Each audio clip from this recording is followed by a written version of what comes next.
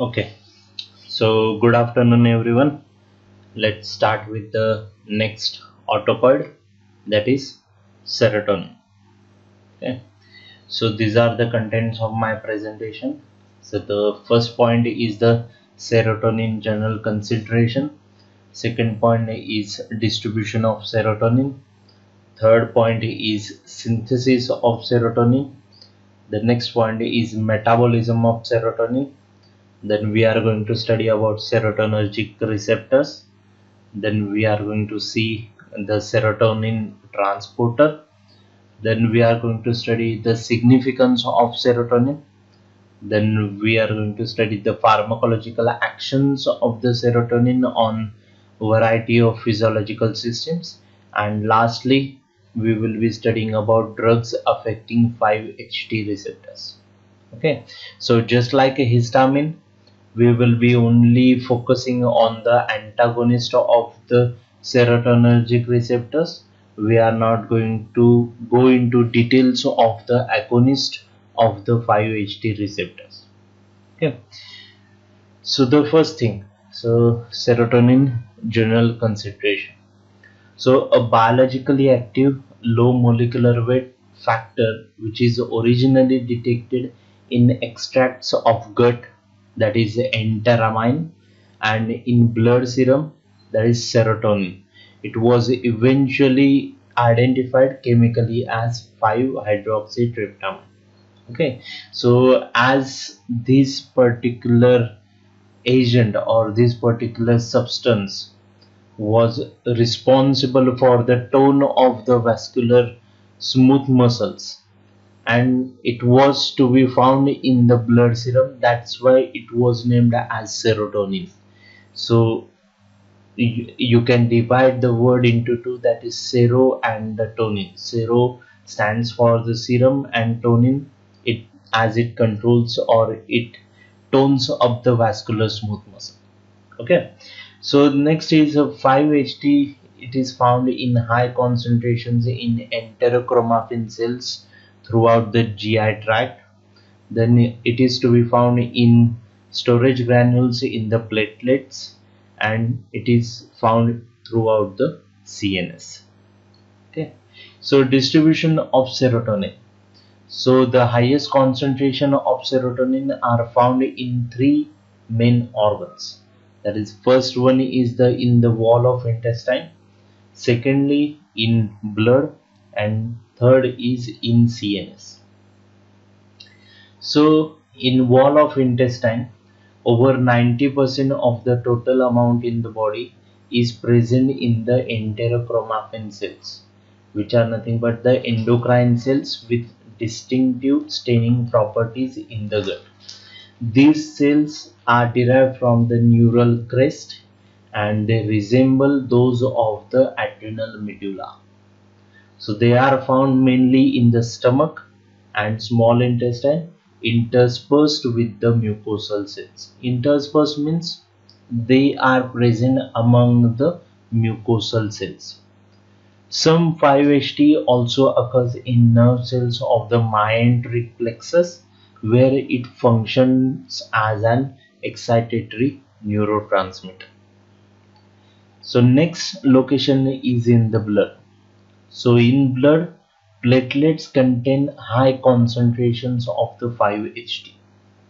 They accumulate it from the plasma by an active transport system and release it from the cytoplasmic granules when they aggregate.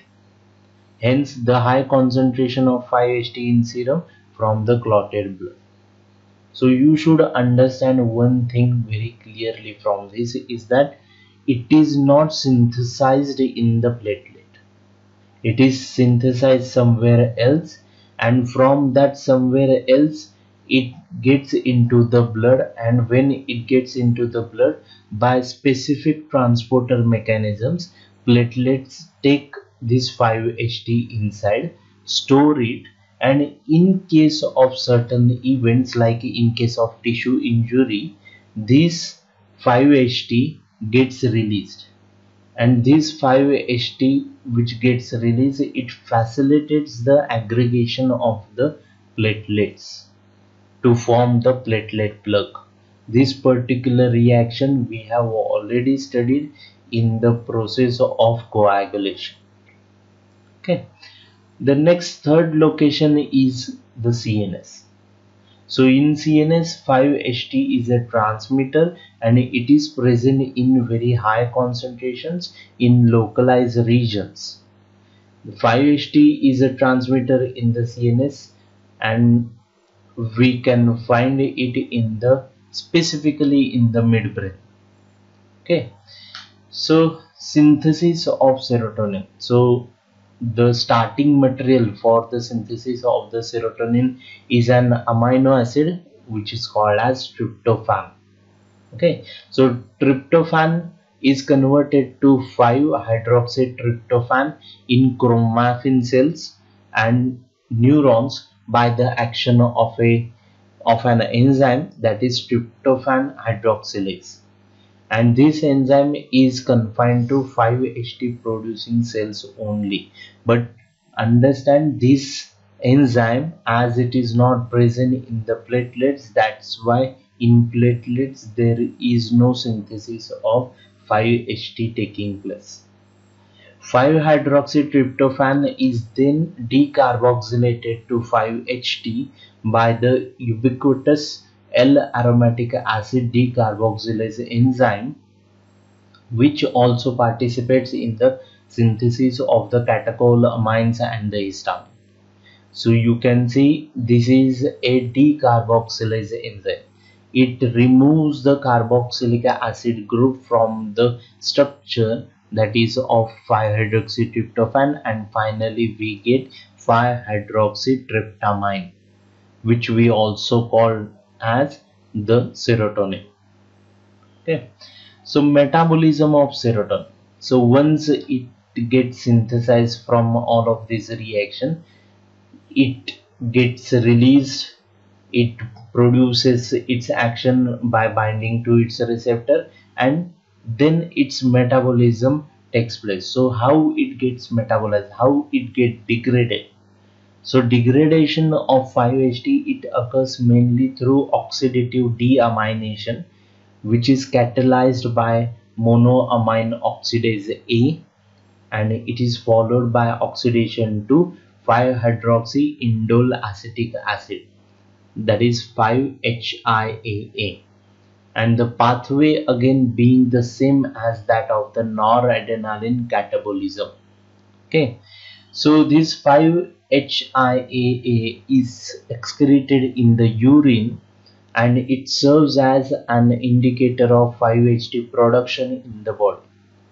It means that if the 5-HT production increases in the body because of certain reasons, because of certain tumors, then the amount of 5-HIAA in the urine will also increase. So it is like directly proportional to the production of the 5-HT in the body.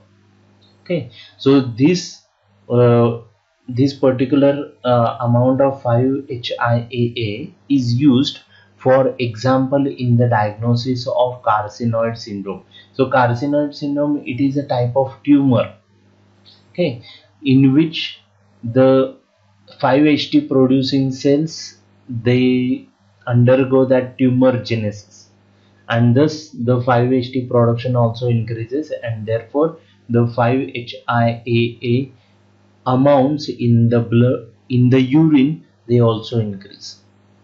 Okay, so serotonergic receptor, this is very interesting. Unlike that of the histaminergic receptor, there are many more serotonergic receptors. So in total 14 serotonergic receptors are present. So we are naming simply as the 5-HT1 to 5-HT7. Okay, so almost all serotonergic receptor, they are GPCR, that is G protein coupled receptor, except for the third receptor, that is 5-HT3 receptor, which is a ligand gated ion channel. So multiple 5-HT receptor subtypes, they mediate serotonin's diverse array of physiologic effects, and they comprise the largest known neurotransmitter receptor family. So this sentence is itself signifies its importance, of the serotonin. Okay, so this list, it gives us idea about the various subtypes of the 5-HT receptor, their location, the function they serve when the 5-HT binds to it, then the primary signaling system which is associated with this receptor, then specific agonist which is acting on this particular receptor, then specific antagonist which is acting on this particular receptor. I said specific, but I have to correct myself because uh, the drugs which you can see, the drug list, you can find many drugs which are acting on many more receptors. Okay, so I that specific word, just cut it out. It is not specific agonist, it is only agonist and only antagonist.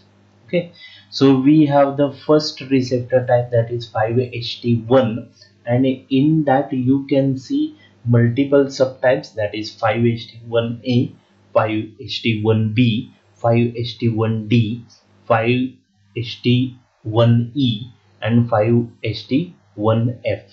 There is no 5-HT1C. Okay, so 5-HT1A, it is present chiefly in CNS. The function which this particular receptor serves is neuronal inhibition. Then it produces behavioral effects like sleep, feeding, thermoregulation, and anxiety. So this receptor is internally associated with GI or G0 G protein, which leads to decrease in the CAMP formation intracellularly and may also modulate the calcium channels.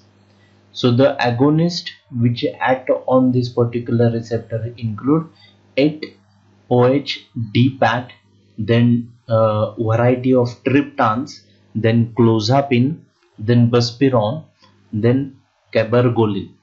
Okay, and the antagonist which act on this particular receptor include methiotherapine, then yohimbine, ketanserin, pizotifen, and spiperone. Okay, so next subtype is 5-HT1B. It is present in CNS, vascular smooth muscle, many other sites.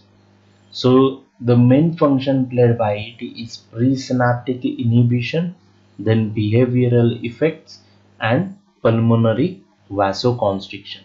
So it is also associated, just like that of the 5-HT1A receptor, to the GI G0 G protein, and leads to the decrease in CAM formation and can also modulate the calcium channels. So you can see the most of the agonists are same, except for the dihydroergotamine, and the antagonists are also the same.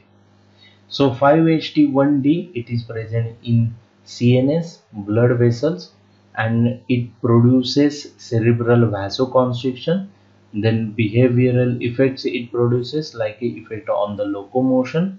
Then it is also associated with GI-G0G protein and causes decrease in the CAMP levels, and also can modulate calcium channels. So the agonists are the same, addition to it only the ergotamine. Then antagonists, they are also same as that of the 5-HT1A. Then we have 5-HT1E, location is CNS, but we don't know exact the function this 5-HT1E plays.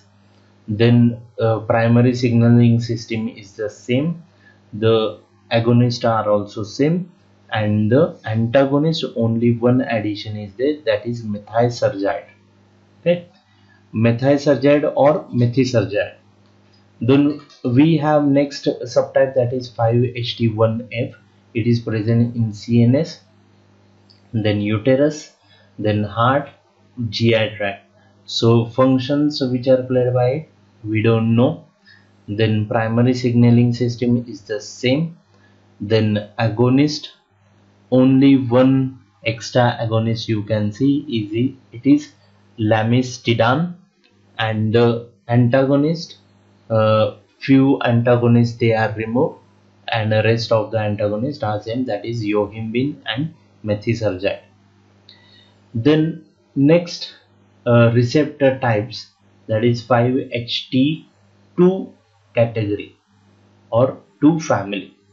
So it is located in CNS, PNS, smooth muscle and platelets. The first one, that is 5HT2A, and the function it plays, that is neuronal excitation, behavioral effects, then smooth muscle contraction of the gut and bronchi, then platelet aggregation and the vasoconstriction or vasodilation. So the primary signaling system, it is associated with GQ, G11, G protein, and it leads to increase in intracellular levels of IP3 and the calcium. And the agonists are LSD, then cabergoline, then methysergide, then 8-OH-DPAT, and the ergotamine. So this antagonist we have, that is ketanserin, clozapine, and the methysergide.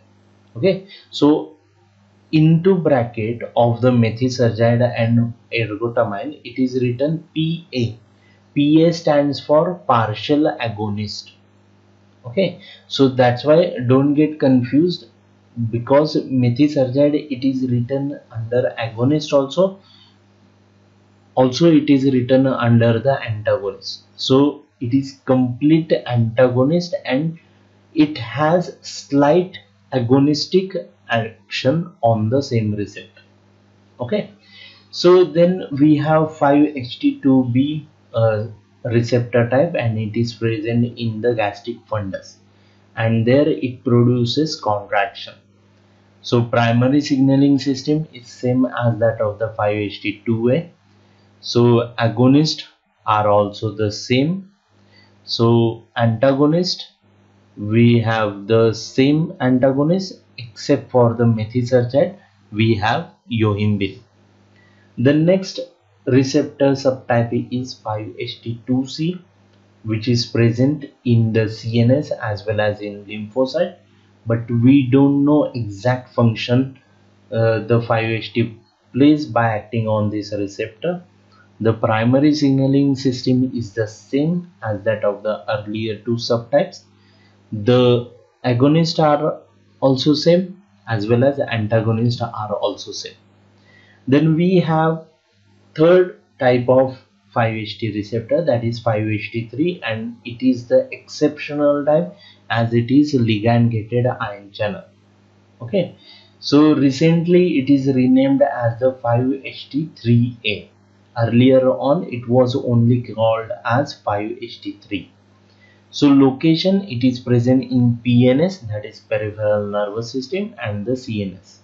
So it produces effects or functions as neuronal excitation in autonomic nociceptive neurons, then MSS, and the behavioral effects it produces, that is anxiety. And the primary signaling system, it is a ligand gated cation channel.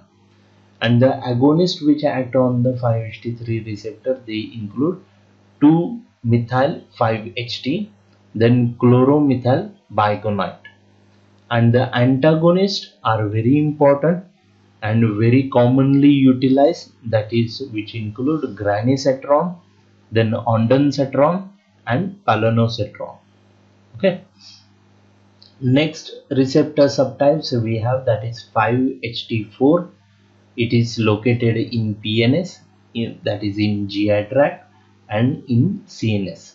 So main function it plays, that is neuronal excitation, as well as it causes GI motility.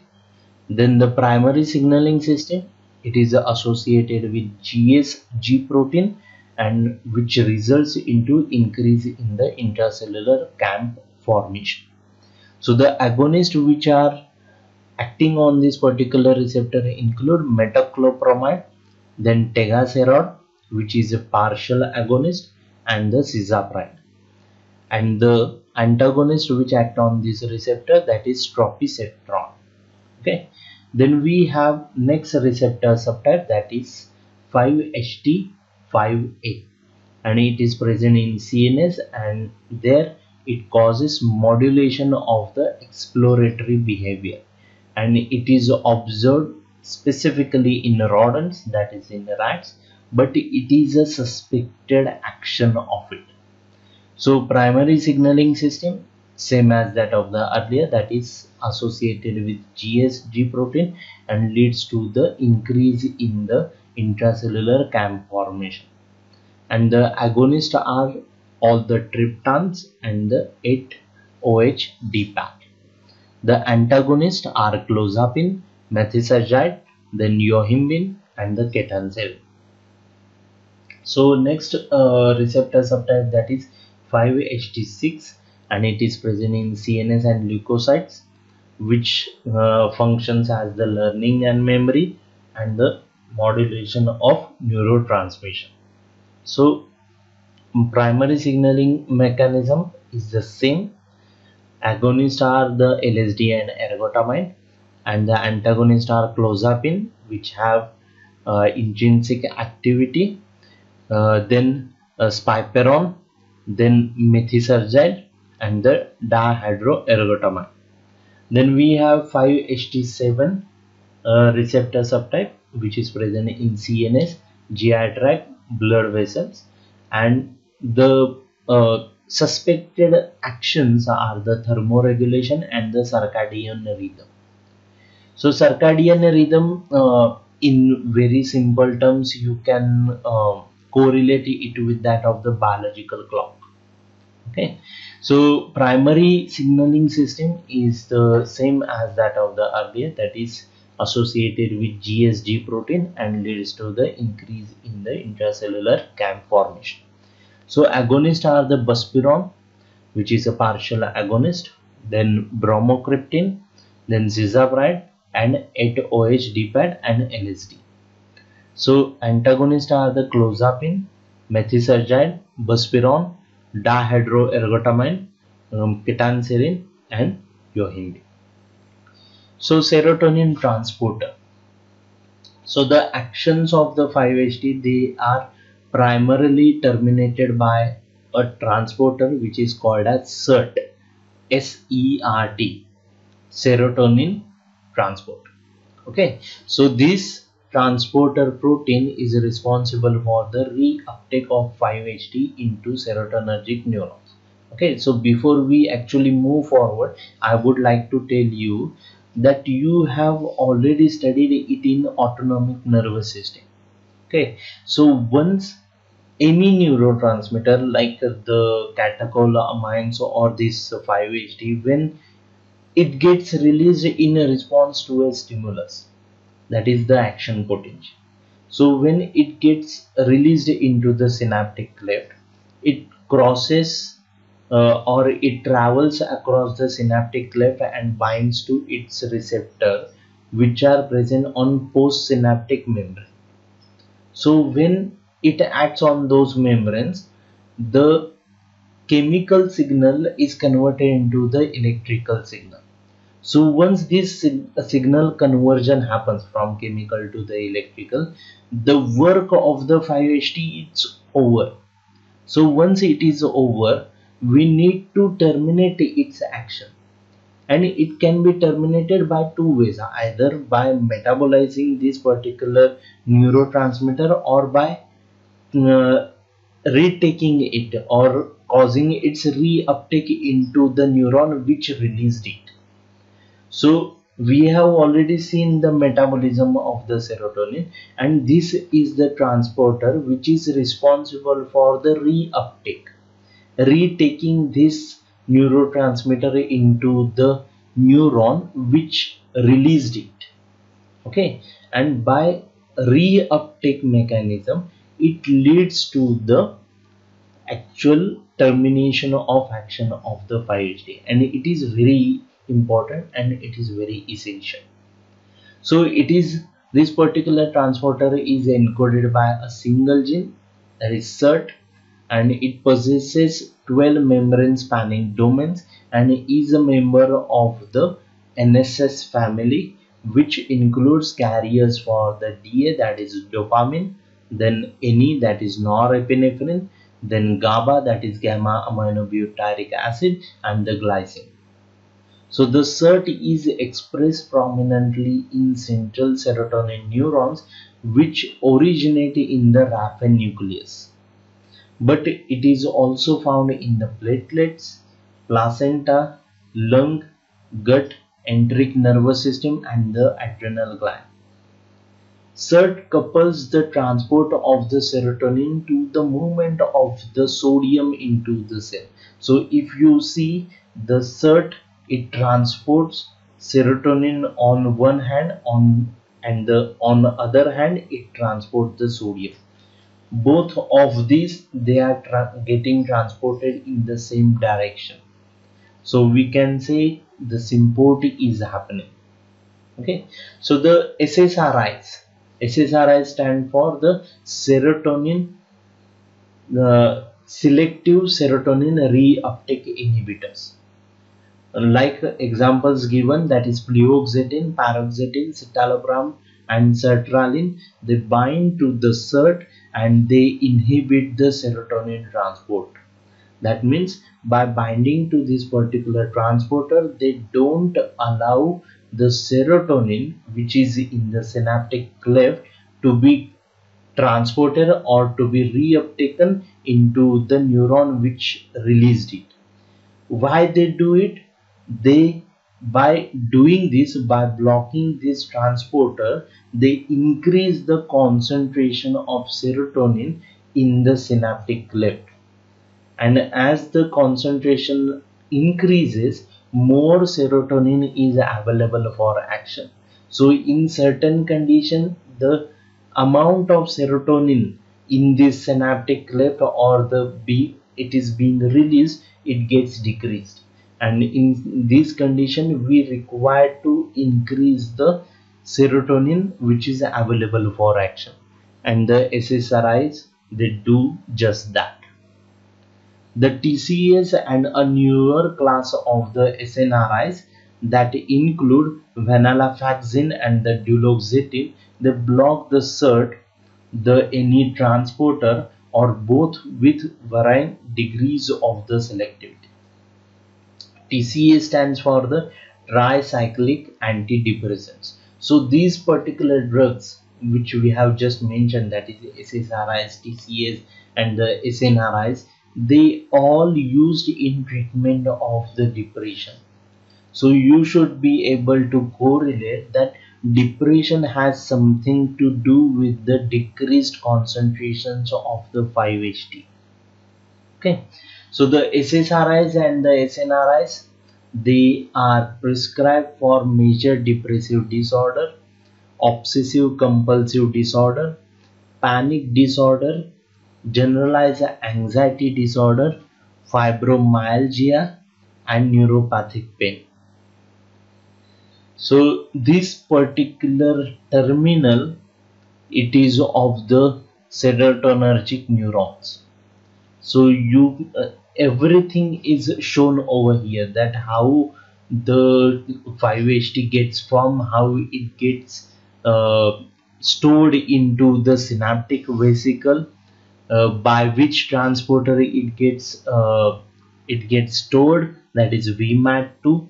You can see over here, I can just show you, one second.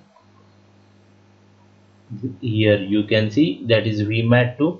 Then on receiving the action potential, it gets into the synapse, then it binds to its variety of receptor and produces variety of effects, and this 5-HT then in with the help of SERT, it is taken inside the cell, and in presence of the enzyme, it gets metabolized to the 5-HIAA.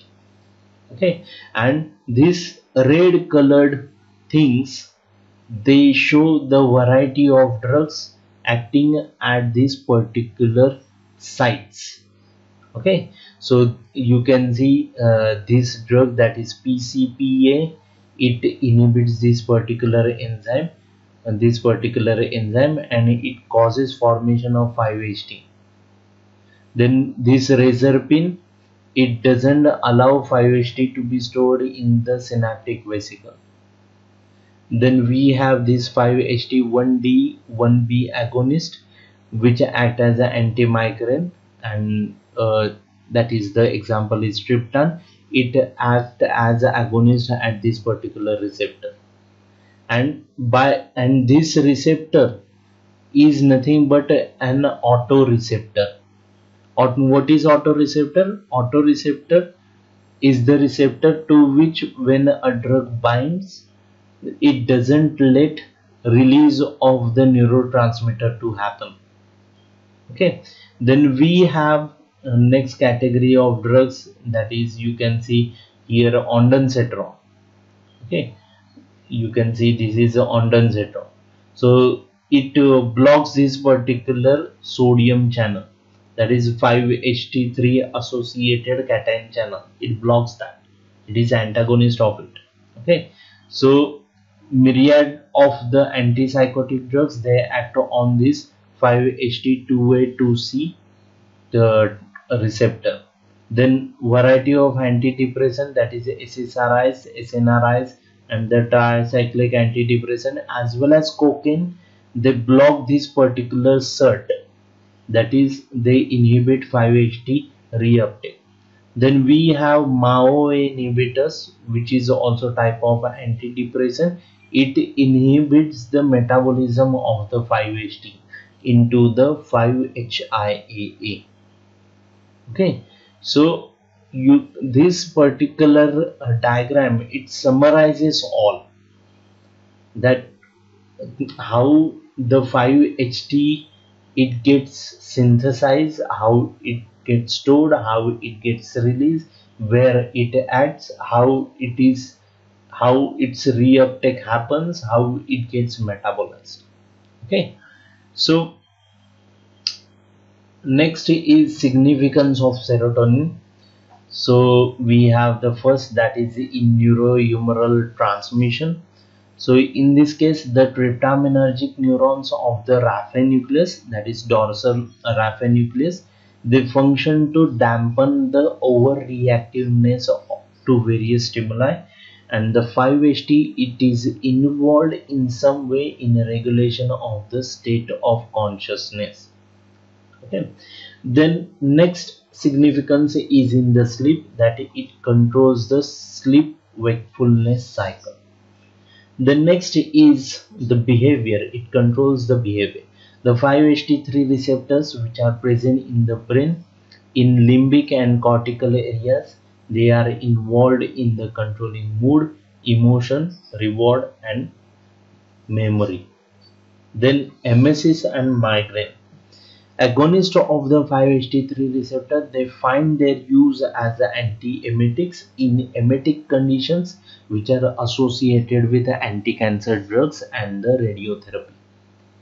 5-HT metabolism, it is abnormal in patients with migraine, and the IV administration of 5-HT, it was found that it can alleviate the migraine attacks.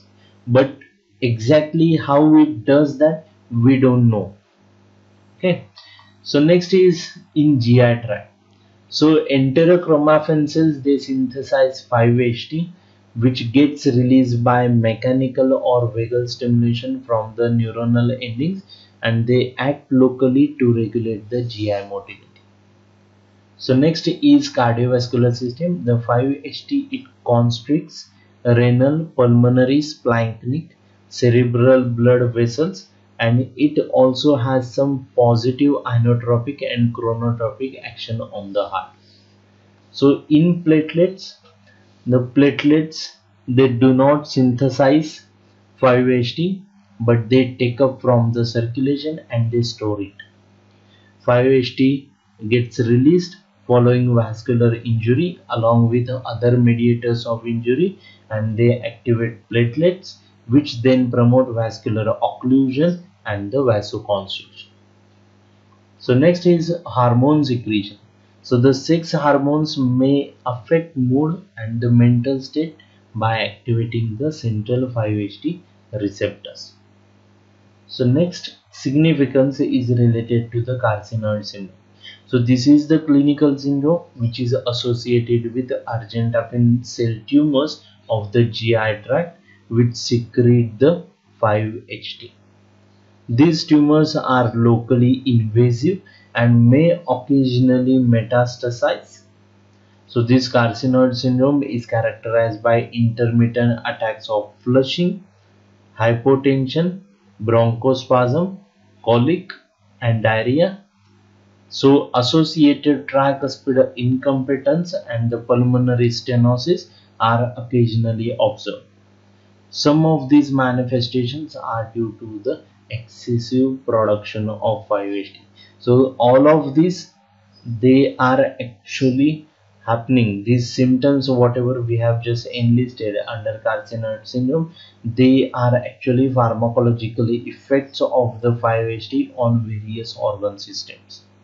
Okay, so with this we will finish with the today's lecture, and tomorrow onward, in tomorrow's lecture we will be studying about the pharmacological actions of the serotonin, and we will also discuss about the antagonist of the serotonin. Okay, so that's all from my side. Thank you.